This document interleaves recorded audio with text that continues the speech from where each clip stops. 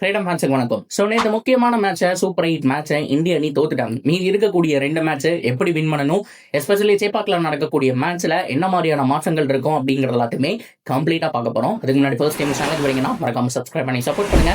அப்போ அப்டேட் எல்லாமே எங்களை வந்து சேரும். சரி வாங்க வீடியோக்குள்ள போகலாம். ஸோ ஃபர்ஸ்ட் ஆஃப் ஆல் ரொம்ப முக்கியமாக சவுத் ஆஃப்ரிக்கா கூட அந்த மேட்சை தோத்ததை பற்றி பல விஷயங்கள், பல விமர்சனங்கள் போயிட்டு இருக்கு சோசியல் மீடியாவில். ஸோ பிளேயிங் 11 சூஸ் பண்ணதே தப்பு அப்படிங்கிற மாதிரிலாம் சொல்லிட்டு இருக்காங்க. வாஷிங்டன் சுந்தர் வந்துட்டு சூஸ் பண்ணது தப்பு, உள்ள அக்ஷர் பட்டேல் வந்திருக்கணுங்கிற மாதிரிலாம் கேள்விப்பட்டிருக்கோம்.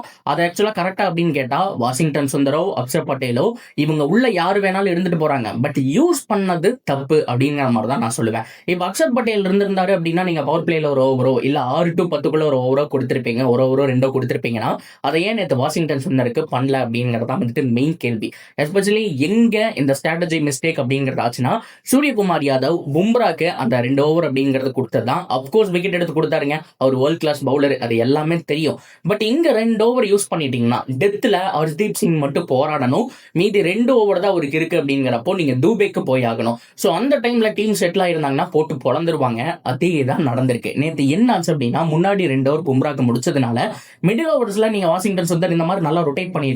ஆனா வாஷிங்டன் சுந்தரியை லேட்டா தான் கொண்டு வந்தாங்க அப்படிங்கிற மாதிரி தான் அந்த இடத்துல ஒரு மிகப்பெரிய மிஸ்டேக் ஆகி போச்சு. நடுவுல ஒரு கிட்டத்தட்ட 2 ஓவர் 30 ரன் கொடுத்தாருன்னு நினைக்கிற தூபே ஒரு விக்கெட் எடுத்திருந்தாரு. அப்கோர்ஸ் தூபே வந்துட்டு அவங்களுடைய எப்பவும் போல பார்ட் டைம் பவுலர் தான், வேற வழி இல்லாம பும்ரா இல்லையே அப்படிங்கிற மாதிரி தான் அந்த ரொட்டேஷன் கொண்டு போனாங்க. அந்த இடத்துல ஒரு அடி வாங்கிட்டாருங்க. ஸோ அவர் மேலேயும் தப்பு கிடையாது. ரொட்டேஷன்ல பும்ராவை யூஸ் பண்ண இடத்துல பவர் பிளேல வேற யாராவது போட்டு மேனேஜ் பண்ணியிருக்கணும்.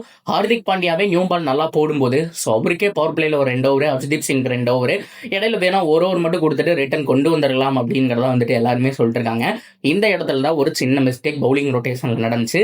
ஏன்னா இந்த பக்கம் 30க்கு 3 அந்த மாதிரியான ஒரு ஸ்டேஜ்ல இருந்து இந்த டீம் புஷ் பண்ணி 180 டோட்டல் வந்தாங்க அப்படிங்கிறது வந்துட்டு உண்மையாலுமே அந்த டெவால்ட் பிரேவிஸ் அண்ட் மில்லர் அடிச்சதுனால தான். அந்த மிடில் ஓவர்ஸ்ல அவங்க நின்னதுக்கு காரணம் பும்ராவுடைய ஓவர்ஸ் இல்லாதனால தான். ஸோ இதுதான் மிகப்பெரிய மிஸ்டேக்கா போச்சு.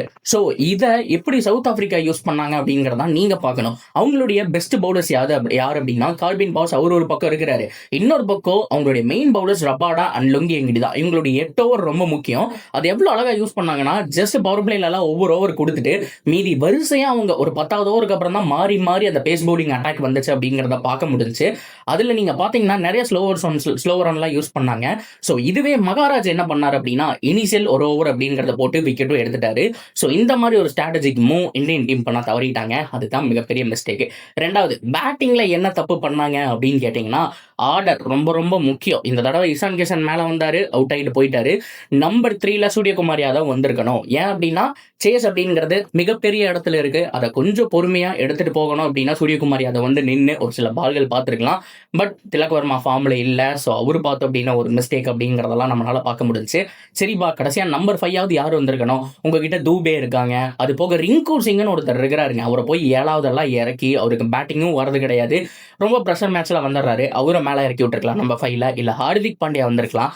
அந்த இடத்துல வாஷிங்டன் சுந்தர் வந்தாரு, நிறைய பால் சாப்பிட்டாரு, அடிக்க முடியாம போச்சு, அவரும் அவுட் ஆகிட்டு போயிட்டாரு. ஸோ இந்த இடத்துலயே மேட்ச் முடிஞ்சு போச்சு, கொலாப்ஸ் ஆயிடுச்சு. 2 மிஸ்டேக், பவுலிங் ரொட்டேஷன்ல தப்பு, பேட்டிங் ஆர்டர்ல தப்பு. இவ்வளவுதான் மேட்ச் தோத்ததுக்கு காரணமே. மற்றபடி டீம் ஓகே தான், சூப்பர் டீம் தான். ஸோ மறுபடியும் சொல்றேன், ஸோ எல்லா மேட்சுமே ஒரே மாதிரி இருக்காது. ஸோ ரொட்டேஷன்ஸ் அப்படிங்கிறது ரொம்ப முக்கியம். அண்ட் திலக் வர்மா இவ்வளோ மேட்ச் ஃபார்ம்ல இல்லை, ஒரு இன்ஜுரியிலேருந்து வந்தாரு. ஸோ அவருக்கு ஏதாவது ரிப்ளேஸ்மெண்ட் பார்க்கலாமாங்கிறத யோசிக்கணும். அபிஷேக் சர்மா என்ன பண்ணலாம் அப்படிங்கிறத யோசிக்கணும். இதை பர்ஃபெக்டாக அவங்க கொண்டு வந்தாங்க அப்படின்னா சூப்பரான ஒரு விஷயம். அப்படியே கட் பண்ணிட்டு நெக்ஸ்ட் சூப்பர் 8ல இன்னும் யார் யார் கூட மேட்ச் இருக்கு அப்படின்னா, ஜிம்பாப்வே அண்ட் வெஸ்ட் இண்டீஸ், 2 முரட்டுத்தனமான டீம் கூட. இதுவே ஒரு 2 வருஷத்துக்கு முன்னாடி ஜிம்பாப்வே எல்லாம் முரட்டுத்தனமான டீமான்னு கேட்டா சூப்பர் 8ல வராங்கன்னா ஈஸியா இருக்கணுங்கிற மாதிரி சொல்லுவோம். ஆனா இப்போ அவங்க அடிச்ச தலைகள் எல்லாமே பெரிய தலை. ஸ்ரீலங்காவை ஹோம்லேயே வச்சு சம்பவம் பண்ணியிருக்காங்க, ஆஸ்திரேலியாவே சம்பவம் பண்ணியிருக்காங்க. குட் டீம், நல்ல பவுலிங், டீசென்டான பேட்டிங், சிக்கந்தர் ராசாவுடைய ஃபுல் கைடன்ஸோட வராங்க அப்படிங்கிறதுனால அந்த மேட்ச் ரொம்ப க்ளோஸா நம்ம வாட்ச் பண்ணோம். ஆஃப்கோர்ஸ் இந்தியன் டீம் ஜெயிச்சாலுமே நல்ல மார்ஜின்ல ஜெயிக்கணும். ஒரு 60 ரன் வித்தியாசத்துல, 70 ரன் வித்தியாசத்துல, இல்ல ஒரு 8 விக்கெட் வித்தியாசத்துல ஒரு வின், இந்த மாதிரியான ஒரு விஷயங்கள் பார்க்கணும். ஏன்னா நெட் ரன் ரேட் ரொம்ப முக்கியம்.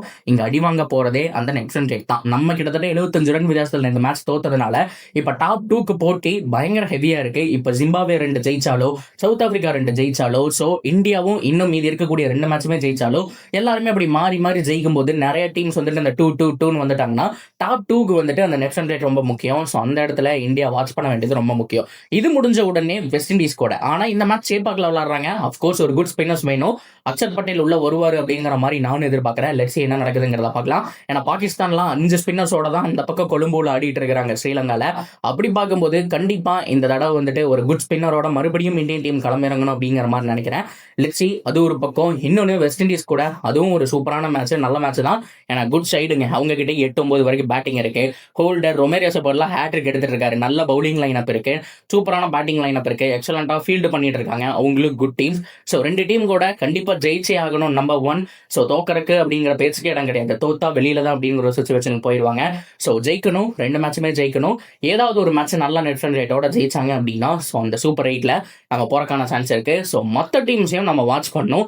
சவுத் ஆப்பிரிக்கா தொடர்ந்து மீதி இருக்கக்கூடிய எல்லா மேட்சுமே ஜெயிக்கணும் அப்படிங்கிற மாதிரி தான் இந்தியா வேண்டிட்டு இருப்பாங்க. ஏன் அப்படின்னா அவங்க 3 out of 3 வின் பண்ணிட்டாங்கன்னா இவங்க எல்லாருமே கண்டிப்பா ஒரு லாஸாவது பண்ணியிருப்பாங்க இல்லையா. ஸோ இந்தியா ஒரு லாஸ் பண்ணியிருக்காங்க இல்லையா. ஸோ அப்படி பார்க்கும்போது இந்தியா 2 மேட்ச் நல்ல நெட் ரன் ரேட்டோட ஜெயிச்சா உள்ள போயிடலாம். ஸோ அதுதான் அவங்களுடைய பிளானாகவுமே இருக்கும். ஸோ சவுத் ஆப்பிரிக்கா ஜெயிக்கிறாங்களா, இல்லை வெஸ்ட் இண்டீஸ் என்ன பண்ண போறாங்க, ஜிம்பாப்வே என்ன பண்ண போறாங்க அப்படிங்கிறது எல்லாமே நாம பொறுத்திருந்து பார்ப்போம். So that's video guys. நீங்க இதை பத்தி என்ன நினைக்கிறீங்களோ தாராளமா கமெண்ட்ல சொல்லலாம். இந்த மாதிரி இன்னொரு வீடியோ வந்து மீட் பண்றேன். See you soon guys.